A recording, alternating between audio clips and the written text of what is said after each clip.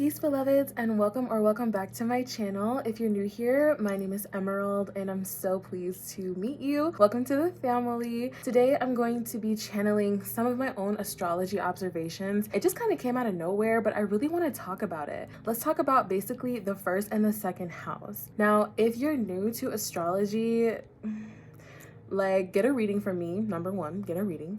Number two, this is actually gonna blow your mind if you're super new, but if you're more intermediate and you know your chart, then this will make a lot of sense. Anyway, pull up your chart and let's get started. So if you don't know me, I am a channeler of the stars. I speak the astrology language. I don't see it as a religion or anything like that. It's just a language, and I feel like it's always evolving. It's always evolving with our own awareness of what it brings to our lives, right? So I have a lot of astrology observations. I get a lot of love mostly on an undisclosed website because I need to keep it private, okay? We need to keep it private.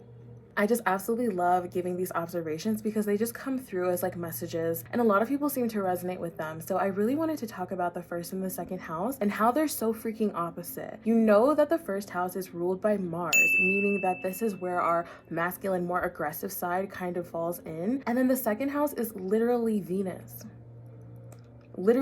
right? Which is more beautiful, flowing, loving energy, the complete opposite of Mars, which is just in the house right before it. So you can actually see this in the zodiac. And I also went down a rabbit hole and started to look at the third and fourth house too, but like I think that's going to be a separate video because I was shook. The main thing is that the first house, people really project on you. They really project onto you what they assume about you because it is your first kind of mask. Like everyone says not to call it a mask, but it's a freaking mask, okay? This is literally the physical appearance. This is the physicality. And yes, your first house is not only the mask, it's how people project onto you, which is why you kind of grow into this mask. You're not really your rising sign, you know? It's very important that you look at your rising sign because it does have a lot to do with your purpose, your instincts, how you first handle situations. That is super important. But the thing about the first house is that it's not you. Like, it's not 100% you. There's a lot of gifts that you can attain from the first house, especially if you have planets there. I mean, that's so beneficial and it's so powerful if you have planets in the first house. That's like what planets are going to war with Mars. Like if Mars had to bring companions with him to go to war, which is to step out into this physical reality, who would he bring with him? For me, my Mars chose Uranus and Neptune. But that's all right. That's another story, okay? So it's really important to take a look at the first house and just see this is a more masculine projecting type of energy, and people are projecting onto you. And it's not necessarily the heart of you where you can find in more other houses, but this is how you are like, I just feel like this is how you're like geared up and shielded up in the world. And like, this is your outer kind of persona, right? It also includes energy, your health, your interests, and again, like your future and your destiny, because it is like the glasses that you see out of. Like if I took off these glasses, I would be number one blind as fuck. I'd be out of the game, okay? But if I took off these glasses and I replaced them with, let's say, a Pisces glasses, I would be seeing the world through rose-colored glasses. But really, I'd be seeing them through an extraordinarily psychic, sensitive, feeling kind of energy, which I basically have to go through because I do have Neptune in the first house anyway. But these are very important in the first house to pay attention to the energy that you hold there because it is part of your physical vitality. Now, for the second house, it's also the body, which is so interesting. But this is more of like your self-esteem, right? This is where you really base a lot of your self-value. Like if you have money, what are you spending on? And if you're money, what are you spending yourself on? Like it gets real deep. It gets real deep up in here. There's just so many different aspects to the first and second house, and I just find it so amazing that it's so totally opposite. The fact that the second house rules over, you know, your money, the beauty, the connections that you might have, the money and what you do with your money, your self-value and your self-esteem, and it's the complete opposite of your first house, which is literally how you're like geared up. So this is really how deep astrology goes. Like this is why it's so important to get a reading with an astrologer. and to literally dive deep into your own chart to realize and recognize that there are many facets of you, and the way that you show up, it can never be in one specific way. It's a multitude of things combined into one person, which is you, but you express that in different ways. So even though somebody thinks that they know you, because it's so funny, like I'm gonna go through all the signs with this, but of course, like for my own like Capricorn rising, people project and they see my armor as very like hard and cold and like calculating, but the moment they actually hear me speak, which is the second, third house, right, is a completely different story. They have no idea how my mind works. They only see this outer kind of shell. But spirit gifted you with the body that you have for a reason, and with the first house for a reason, because there are gifts and skills there in the first house. But the second house is your own self-value. Like, how do I really value and how do I see myself, right? Other people see me like this. Other people see me like a Capricorn, but I'm a whole Aquarius in the second house. You got me effed up. Like, I'm a little crazy out here. You don't know what to expect with me ever. So it's so funny how the first house is the opposite projection in a way. So let's go ahead and kind of go through the elements. So if you are an air rising sign, you will in fact have a second house in a water sign. So that'll be a Gemini rising, a Libra rising, or a Aquarius rising. You're gonna have a second house in either Cancer, Scorpio, or Pisces. With this energy here, having an air rising sign, people are going to feel your intellect. People are going to really see that you're very smart, intellectual, and that's how you first go after things, is you're always in your mind. But in fact, your second house, what you value in your own self-esteem, is very emotional. It is very emotionally rooted. So it can be confusing AF to have this air sign like, oh, I'm up in the clouds, I'm detached, haha. But you're not. You're not.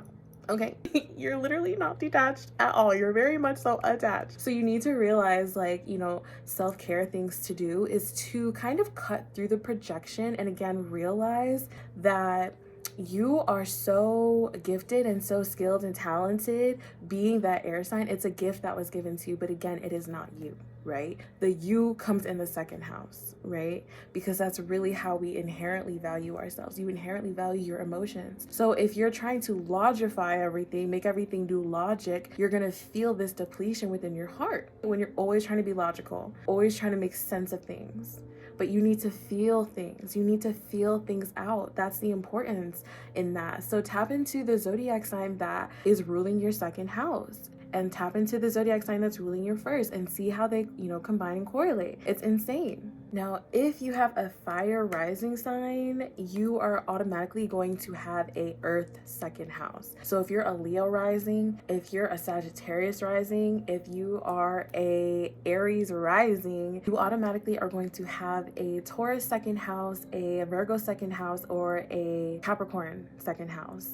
So definitely take a look at that. What that's really going to look like is somebody who is so ambitious on the outside, right? Like this is your outer projection. This is your shielded up body, right? This is what we're going to war with, is fire. Like, so you are very quick, you are very fiery, you are very bam, bam, bam. But don't forget that fire can go out pretty easily. Okay, and that's where you need to ground yourself to regenerate in the core of earth. Ooh. The core of earth holds fire, baby. So look to that second house to see how your energy is really supposed to be vibing there. Like literally the throat chakra, which is ruled by Taurus, is like, okay, speak it, girl, speak it. I'm talking, okay. With a fire rising, you're gonna become exhausted pretty quickly, because I feel like you can have such a big flame. You have another planet there too.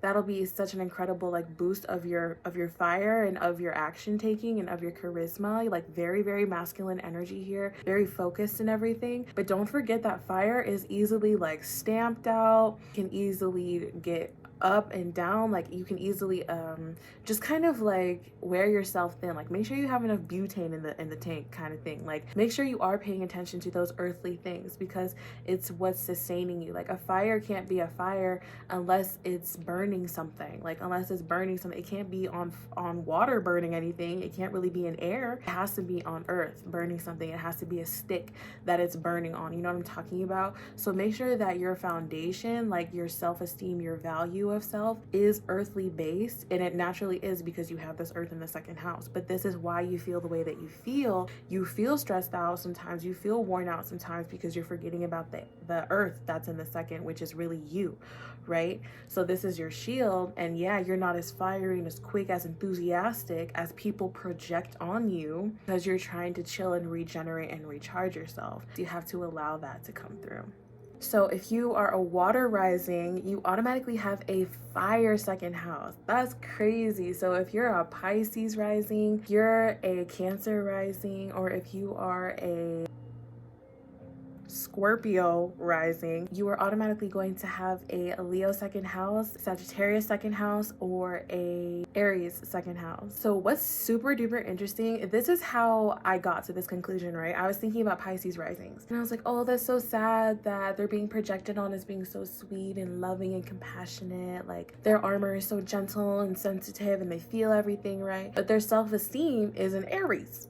Okay, like, they know they the baddest, they know they do all this, they know they do all that. So when people are like projecting something different onto them, their self-esteem like would take a hit. And I feel like for water risings especially, because people project a lot onto you because you're taking it in with water, like you're able to transmute a lot of things. I feel like for water risings, y'all are definitely like the therapists of people. They just give you everything, right? They just like throw it on you because you're water, and they feel like you can transmute. But the thing about you is that you're like boiling water, you're hot water. Like, sometimes you don't want to have to listen to somebody's jibber jabber. Sometimes you don't want to be compassionate. Sometimes you actually want to be very selfish. Sometimes you actually really want to focus on yourself, and they don't understand that. So they would be like, oh, you're selfish, you're doing this, you're doing that. It's like, no, you're projecting onto me this very sensitive, sweet type of person, which, you know, you are in a way. Of course, that's your shield though. Like, you're a watery shield, you're a compassionate shield, you're a loving shield, fine. But on the inside, how you value yourself is like a fire sign. You value yourself, and you have to make sure that you're tending to those fires for real. Because imagine if your water was stagnant. Like, if the fire is keeping it going, like, let's say like that's your regenerative net like energy, like that's your renewable energy, is using your fire second house to regenerate your first house, that you have the focus and that you have the energy on people who are constantly projecting onto you, who are constantly telling you their problems, right? So if you don't have that fire going, if you don't have like that wheel turning because of the fire, like your fireplace, you don't have it going, you're going to have stagnant water, and people are going to treat you very differently. Number one, like, I feel like it's a different energy, like they're gonna treat you, because before you were flowing water, running water, but now they're just gonna kind of like look at you different. I can't explain it, but I'm just like seeing a different energy, or like feeling a different energy. It's so strange, but that's exactly what you would have to go through. Spirit is trying to remind you to like tend to that fire, tend to that inner fire. Like, your self-esteem is very important, because without you being confident, how can you transmutate things for people? You probably don't. You probably just hold it all in, and I'm sad for people. Oh, I'm so sorry. Oh my gosh. Like, you're just overthinking about it. But you're supposed to transmutate it with your running water. Like, keep your water running. Keep your second house on fire. Like, keep your house warm while you're out helping others, kind of thing, you know? Make sure you bring enough food and water for yourself. Like, be selfish when you're taking care of yourself, because you do have a tendency to take care of so many others, having this water first house.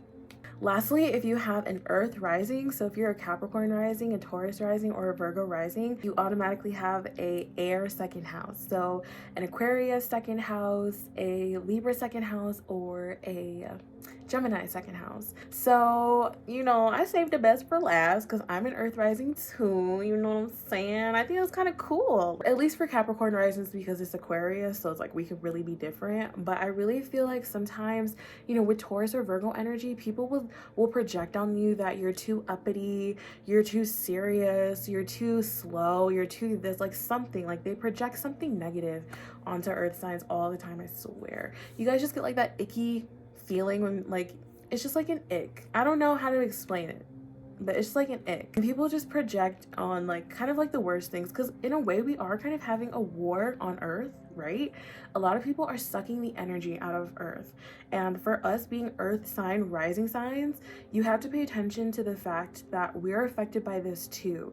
The Earth is being depleted. We are Earth rising signs. It's like our shield is being depleted, right? Or people are disrespecting us. People don't see the value in us as Earth rising signs, and they're taking us for granted. We are the hardest fucking workers out there, right?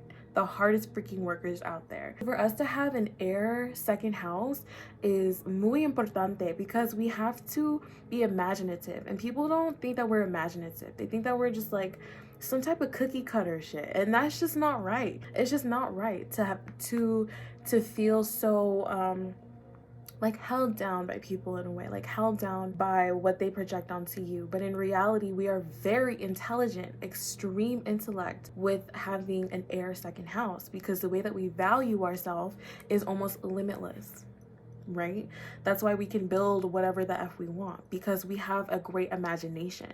And people take that for granted. People literally take that for granted, like, oh, I have dreams, I have goals. Like, yeah, if you have an Earth rising sign, you got big dreams, you got big goals, baby, and you have a lot to push out there into society and into the world. Your ambitions and the things that you value in yourself will come out to the world no matter what. So it's important to kind of remember that your second house, which is, you know, how you value yourself, your self-esteem, is airy. So it can feel like it's wishy-washy or flowing from one thing to another, which is fine. But you have to remember the intellectual part, the part that's imaginative, the part that can allow you to see past whatever limits there are. Like society has like, oh, you can only like this new fashion. Like if you have a second house in air, you're just like, I'm gonna do whatever I want. It's the rebelliousness, you know, it's the rebelliousness, and we have such great opportunity to expand that within ourselves and to not get caught up in earthly things, because it's easy to get caught up in earthly things because people are constantly projecting that. The fact that this is the house of money too, and as an Earth rising, you're always thinking about money. Duh, you're always thinking, because air, you're always thinking about money. But don't let it overthink. Just allow yourself to imagine and expand. Well, thanks so much for tuning in. I hope you had a great time with me. I had a great time with you. Make sure to like this video and subscribe, and I will see you soon. Bye.